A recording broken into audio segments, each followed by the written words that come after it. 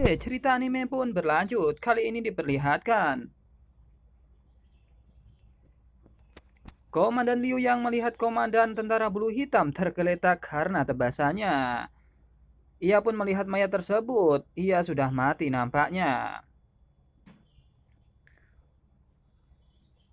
Nampak di tanah terdapat Xiaoyu dan ia merilis sesuatu. Mungkinkah itu roh Anthony atau itu roh dari Master Komandan level 1 tentara bulu hitam? Ia pun mengambil roh dari komandan tersebut. Ia mendapatkan kekuatan barunya. Akhirnya mendapatkan jiwa A level kedua. Ucap Xiaoyu merasa senang karena saat ini kekuatannya sudah mencapai peringkat pertama. Dia sudah punya uskup bishop kardinal dan juga roh yang baru level A. Nampak di sana roh Anthony dipanggil oleh Xiaoyu. Hei, datanglah, ucap Xiaoyu. Nampak di sana roh Anthony pun kaget kenapa ia dipanggil untuk keluar. Ia lantas dikasih tahu dan diberi sesuatu. Itu mungkin buah pulp yang dikasihkan untuk meningkatkan energi spiritual. Nampak roh Anthony kaget, tiba-tiba sesuatu diserap olehnya. Cus, itu adalah roh dari komandan level 1 tentara bulu hitam. Ia pun masuk dan masuk ke dalam pub tersebut. Nampak roh Anthony pun melihatnya. Ia pun sudah mendapatkan kekuatan yang baru. Jika Anthony dan yang lainnya tidak dapat ditingkatkan ke level A, itu karena mereka tidak dapat menghasilkan hukum untuk menghasilkan Dao. Ucapnya. Nampak Xiaoyu pun serius menatap bom tersebut. Oke, kita sebut biji saja. Jadi bisakah mereka menebusnya dengan mengambil hukum orang lain? Ucap Xiaoyu bersemangat memberikan sesuatu itu kepada Anthony. Hei Anthony, ayo coba makan ini. Kamu tidak akan lagi tertawa terbahak, ucap Xiaoyu. Ayo cobalah. Tak lama kemudian, Anthony pun segera memakan bom tersebut, yakni buah biji. Setelah beberapa saat, Xiaoyu pun memperhatikan ia sedang makan. Tiba-tiba energi spiritual berwarna kuning memancar di tubuh roh Anthony. Cus. Xiaoyu pun kaget. Apa yang terjadi? Seketika itu, roh Anthony menjadi kuat. Cus. Nampak di sana roh Anthony yang terlihat sangat cool dan menawan. Xiaoyu pun kaget menatap roh Anthony. Nampak di sini roh Anthony layaknya bodyguard yang sispek abis. Xiaoyu pun melihatnya dengan sekali, pikir Xiaoyu dalam hati. Ia nampak senang melihat roh Anthony yang meningkat kekuatannya. Besar, Anthony benar-benar berhasil menerobos, ucap Xiaoyu. Mulai sekarang saya akan menjadi bos di belakang layar yang mendalikan 2 level Master 1, ucap Xiaoyu merasa senang. Karena saat ini dia ditemani bodyguard 2 level Master 1. Ia pun bisa olahraga tampaknya dan memiliki otot yang kuat. Jika terus memungut kebocoran, memungkinkan Jiasanji pun bisa mendapatkan peringkat 1. Ucap Xiaoyu yang berpikir bahwa nanti akan mendapatkan bodyguard lagi yang levelnya Master 1 juga.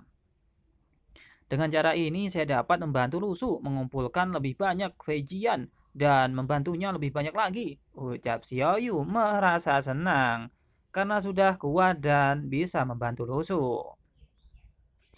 Nampak energi dari bawah tanah pun terasa kuat. Fluktuasi ini, pikir Komandan Liu yang juga agak terlihat panik karena fluktuasi yang sangat besar. Tapi tak apa-apa, Komandan Liu pun menatapnya dan ini mungkin adalah kerjaan si raja. Apa situasinya? Tampaknya seseorang di bawah tanah baru saja menerobos dari peringkat kedua ke peringkat pertama. Ucap Komandan Liu yang kaget dan kagum. Mungkinkah medan perang ikan total telah menembus itu? Bukankah tentara Wei memiliki peringkat ketiga? Ucapnya. Yang berpikir bahwa yang lainnya bisa menembus level teratas. Nampaknya itu Xiaoyu ya. Benar saja itu adalah pasukan raja. Saya tidak tahu apakah pasukan Wu Wei ini dapat mereproduksi kejayaan Yulong Banzi. Ucap Komandan Liu dengan semangat dan gagah. Ia berpikir bahwa suatu saat tentara Wu Wei dan yang lainnya menjadi sangat kuat seperti halnya Yulong Banzi, si Master level 1. Tunggu, memikirkannya sepertinya ada sesuatu yang tidak beres. Ucap Komandan Liu. Terlihat tiba-tiba keheningan pun datang dan angin pun sepoi-sepoi berhembus. Jus. Sekarang MRV setelah dipromosikan, mengapa penglihatan langit dan bumi tidak muncul? Apakah saya salah berpikir? Nampak kelihatannya Komandan Liu berpikir. Tiba-tiba ada yang datang dan memanggil Komandan Liu. Nampak di sini Li Hiten. Woi, ada apa kau? Kesalahan apa yang kamu lakukan di sini, Lau Liu? Kelompok pasukan bulu hitam ini melepas sepatu mereka dan berlari, datang dan bantu, ucap Li Hiten. Yang berkata keras kepada Komandan Liu, tampaknya ia disuruh untuk mencari sesuatu yang bisa dimanfaatkan. Mungkinkah celana dalam? Yang tahu bisa komen di bawah. Oke, lanjut. Nampak di sana Komandan Liu pun senang dan menoleh ke arah Li Hiten. Itu dia mengapa repot-repot berpikir begitu banyak. Bagaimanapun semuanya milik raja. Ucap Komandan Liu yang senang karena semua orang adalah milik raja. Ini dia. Ia pun menoleh kepada Li Hiten. Nampak dia terus kemudian berangkat untuk membasmi tentara bulu hitam. Nampak sesaat kemudian, Komandan Liu pun merilis tombak saktinya. Ia pun meluncur dan menghujamkan sesuatu ke arah tentara bulu hitam dan dum. Nampak ledakan besar di sana. Ia pun memporak-porandakan tentara bulu hitam yang masih tersisa. Nampak orang-orang pun kaget dan hancur semua. Li Hitan yang bersemangat pun berkata kepada Komandan Liu, Anda mengetuk baju zirah yang tepat untuk saya. Jangan rusak untuk saya ya, ucap Li Hitan yang menginginkan baju zirah yang kuat. Komandan Liu pun berkata, berpikir terlalu banyak, Anda tidak bisa memakainya jika Anda sangat gemuk. Ucap Komandan Liu yang meledek kepada Li Hiten. Nampak di sana tentara Wei dan yang lainnya telah memunguti hasil jarahan dari tentara bulu hitam. Aku berkata, apakah kamu memiliki yang lebih tinggi? Kamu tubuh kecil, aku tidak bisa memakai baju besi ini. Ucap tentara Wei yang mencomoti semua perlengkapan dari tentara bulu hitam. Nampaknya yang meninggoy ini sudah berkata juga untuk yang mati bahkan dihina karena pendek itu terlalu menggertak, ucap yang mati tersebut. Mungkin itu rohnya atau kalian yang tahu bisa komen di bawah. Oke. Nampak di tempat lain seseorang juga bernyanyi dan bertarung dengan nyanyian. Tidak pernah ada rencana untuk penyelamatan awan. Kaisar Abadi Rui Yao juga bukan. Nyanyian mereka pun menggema. Anda hanya keluar dari Anda. Anda hanya keluar dari nada. Nyanyian Lozu adalah keterampilan unik tentara Wei. Bagaimana bisa tidak selaras? Ucapnya. Mengata-ngatai teman yang lain yang menyanyikan lagu yang tidak asik. Hei, awalnya aku takut. Aku tidak menyangka tentara bulu hitam begitu lemah, ucap tentara Shinsei. Nampak terlihat Li Hiten pun berkata, saya tidak tahu apakah mereka akan datang lain kali atau tidak. Kali ini mereka bahkan tidak memiliki baju besi yang bisa saya pakai. Mereka terlalu kurus, ucap Li Hiten. Nampak di sana hasil jarahan pun dibawa ke sesuatu tempat. Ia pun memunguti semuanya, tak terlebih juga celana dalam mereka. Oke, kalau saja saya bisa membawa sesuatu untuk dimakan, ucapnya sambil berlari. Setelah pertempuran yang dahsyat antara tentara bulu hitam dan tentara Wei beserta rombongannya, beberapa hari kemudian, bekas garnisium tentara bulu hitam di jalur Wei bebas. Nampak bekas-bekas tersebut di sana terlihat. Di sana terlihat juga tentara bulu hitam yang lain. Nampak di sini komandan tentara bulu hitam yang sebenarnya dulu pernah menyerang di WB Pas terlihat di sana. Ia pun melihat surat dan mengatakan sesuatu. Aneh, surat itu mengatakan bahwa Wang Pei telah membawa 3.000 elit ke pegunungan untuk mengepung Liu Yizhou beberapa hari yang lalu, ucapnya kepada para tentara yang lain. Tapi sampai sekarang tidak ada kabar sama sekali, ucapnya yang panik. 3.000 orang tiba-tiba menghilang di pegunungan. Nampak tentara yang lain pun berkata, mungkinkah tim jatuh ke tangan Liu Yizhou? Ucapnya bertanya kepada teman yang lain. Tidak mungkin, jika Liu Yizhou memiliki kekuatan ini, dia tidak akan melarikan diri dengan tentara Shinsei sebelumnya dan tidak berani melepaskannya, ucap salah satu tentara yang lain. Nampak komandan pun marah akibat ulah komandan yang satunya yang meninggal di pegunungan. Mungkinkah Wang Pai menyerah? Ucap salah satu dari tentara yang lain. Mungkin pegunungan itu aneh, ucap yang lainnya. Nampak kemudian komandan pun menggebrek meja dan "Bruah, hei kalian, oke diam untukku. Jangan bicara tentang mengejar bayangan," ucapnya yang juga panik. Karena tentaranya telah lenyap, ditelan oleh tanah. Oke. Nampak ia memegang suratnya. Liang Pas juga mengatakan dalam surat itu bahwa mereka akan dapat menangkap Pas dan bergabung dengan kami dalam waktu kurang dari 2 bulan. Ucap komandan tersebut sambil melihat kertas tersebut. Ia berbicara kepada yang lain. Anda semua tahu apa artinya ini kan? Ucapnya. Nampak tentara yang lain pun ketar-ketir. Kelihatannya komandan sedang marah. Ia pun lantas berkata di dalam hati, pertemuan apa? Orang-orang ini mencoba datang dan menertawakan kita. Tidak boleh lebih lambat dari mereka. Jika tidak diserang, kita Xianan Zhou membagi kekuasaan, mereka pasti akan menjadi tentara, ucap tentara-tentara tersebut sambil ngobrol. Tak lama kemudian, komandan pun berdiri dan bergegas untuk memimpin sesuatu. Ayo, kita bergegas. Satu-satunya solusi sekarang adalah meningkatkan dan merebut bea cukai, ucap komandan tersebut. Ia pun nampak pergi ke suatu tempat sambil membawa pedangnya yang kuat. Ia pun merasa pede dan berkata, adapun Liu Yuzhou dan sisanya bersembunyi di pegunungan. Ketika gerbang rusak, itu akan menjadi kembalinya mereka ke barat. Ucap komandan tersebut dalam hatinya, yang jikalau gerbang barat dirusak, mereka pun akan datang dengan sendirinya tanpa kita harus ke pegunungan.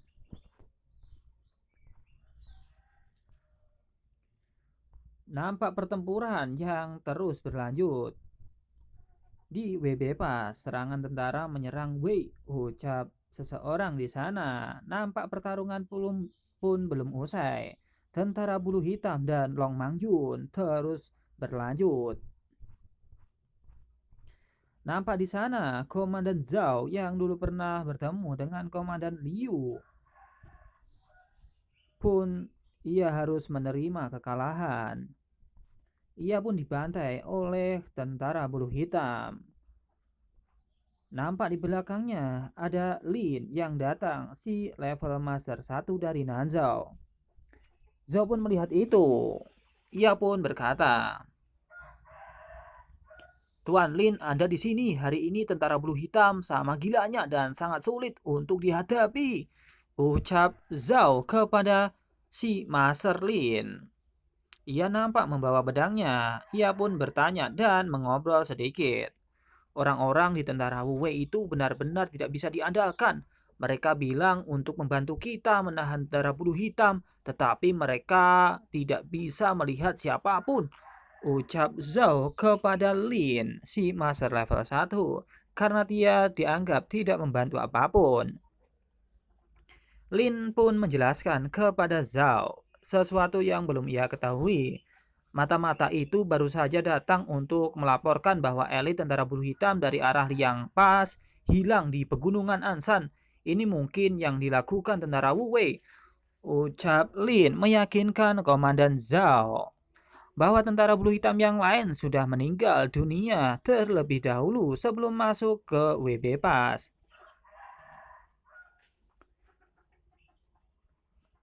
Nampak Zhao pun terlihat senang. Kirim saja mangsa yang datang ke pintu, tidak pergi ke medan perang untuk mati, ucapnya.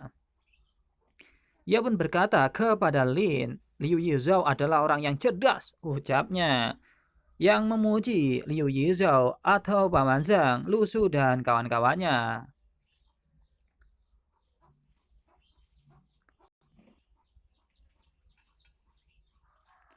Ia pun terus mengobrol dengan Lin si Master level 1. Hei Komandan Zhao, menurut Anda berapa lama Long Mangjun bisa bertahan?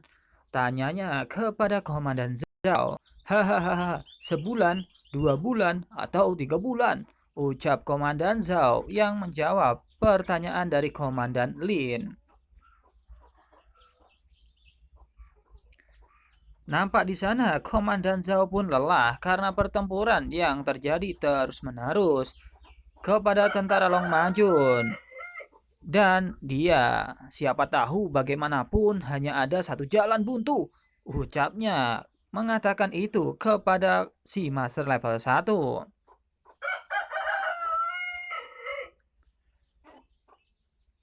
Nampak Zhao pun memohon kepada si Master level 1, Lin. Tuan Lin, saya tahu Anda cukup terhubung dengan baik di Nando, tolong bantu saya mengundang beberapa pelanggan Yipin untuk datang ke WB Pas, ucapnya, memohon bantuan untuk menghancurkan tentara bulu hitam di WB Pas.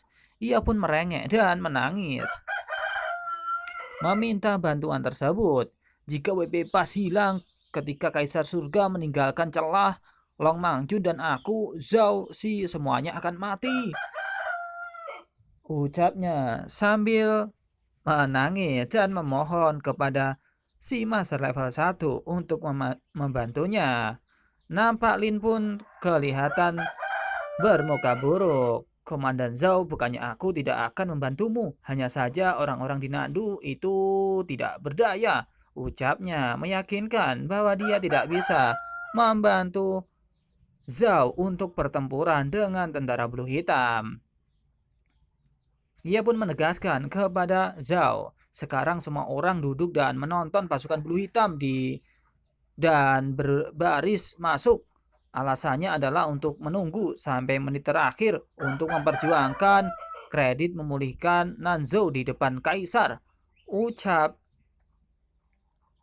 Lin si Master level 1 meyakinkan bahwasannya harus dijaga WB Pas dengan mengorbankan semuanya. Belum lagi alangkah baiknya jika semua orang saling membantu tanpa mendapatkan masalah, ucap Lin kepada Komandan Zhao. Ia kemudian pergi dan meninggalkan Zhao. Tetap bertahan demi dedikasimu selama bertahun-tahun, ucap si Master level 1 kepada Zhao. Lantas kemudian pun ia pergi meninggalkan Zhao. Ia pun sedikit sedih karena Zhao pun telah pergi dan meninggalkannya beserta pasukan yang lain yang harus bertahan melawan tentara bulu hitam dengan sendirian tanpa ada bantuan sang Master level 1. Nampak di sini WB Pas yang sudah hancur lebur dan kemudian Zhao pun harus menerima kekalahan dan tidak mendapatkan bantuan dari siapapun. Bahkan Lin si Master level 1. Pada hari kekalahan saya akan mencoba yang terbaik untuk menyelamatkan hidup Anda, ucap Lin si Master level 1 kepada Zhao. Ia pun lantas pergi bergegas dan cerita pun berakhir di sini.